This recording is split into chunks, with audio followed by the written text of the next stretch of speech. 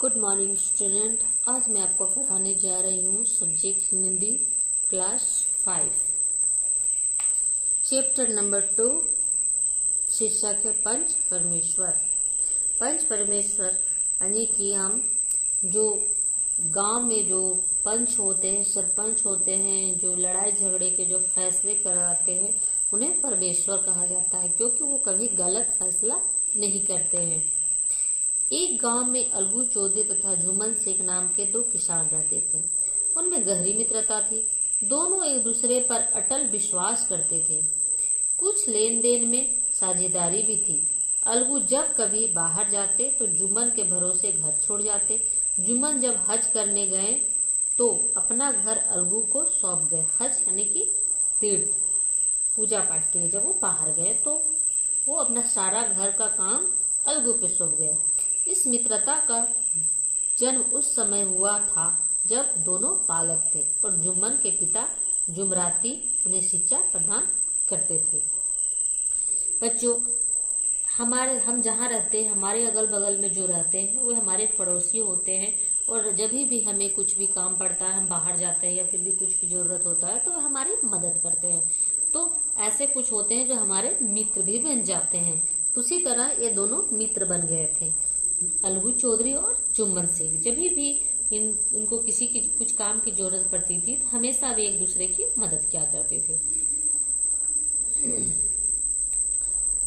जुम्मन शेख की एक बूढ़ी खाला थी। खाला ने मौसी माँ की बहन। जुम्मन के अतिरिक्त उसका कोई निकट संबंधी न था। उसके पास अपनी कुछ जमीन थी। उसी के सहारे वो अपना गुजर बसर करती थी। कौन? जुम्मन शेख की खाला यानी मौसी। अब बहुत बूढ़ी हो जाने पर उसके लिए जमीन संभालना कठिन हो गया। एक दिन खाला जुम्मन के पास गई और बोली, बेटा, तेरे सिवा मेरा कोई भी नहीं, मुझसे चला फिरा भी नहीं जाता, मेरे रहन सहन की तू ही कोई व्यवस्था कर दे।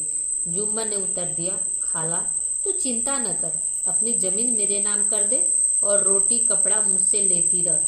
खाला मान गई। उसने जमीन की रजिस्ट्री जुम्मन के नाम कर दी। जब तक जमीन की रजिस्ट्री जुम्मन के नाम न हुई थी तब तक जुम्मन व उसकी पत्नी खाला की खूब सेवा करते थे।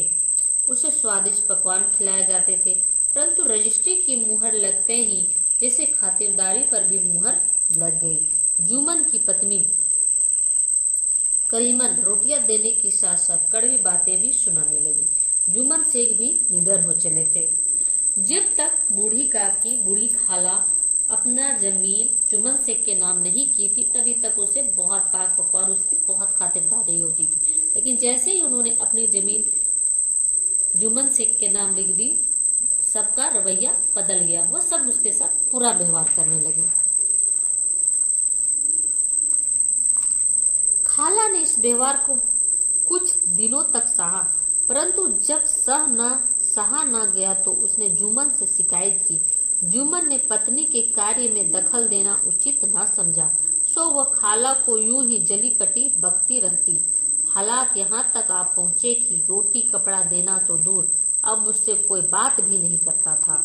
अब धीरे धीरे हालात बहुत बिगड़ गए। अब उसे खाना पीना देना तो दूर, अब उससे कोई बूढ़ी खाला से कोई बात तक नहीं करता था। एक दिन खाला जुम्मन को टोक बैठी, बोली, घर में नहीं रह सकते तो मुझे नगद रुपये ही दे दिया करो, मैं अपनी 2 रोटी अलग पका खा लूंगी। जुम्मन झट बोल उठे, रुपये क्या पेड़ों पर लगते हैं जो मैं तोड़कर तुम्हें दे दूं? मुझे क्या पता था कि तुम मौत से लड़कर आई हो। बहुत परेशान होकर के खाला कहती है कि अगर तुम मुझे खाना नहीं दे सकते तो मुझे कुछ पैसे दे दो, जिससे मैं अलग अपना खाना बना करके खाऊंगी।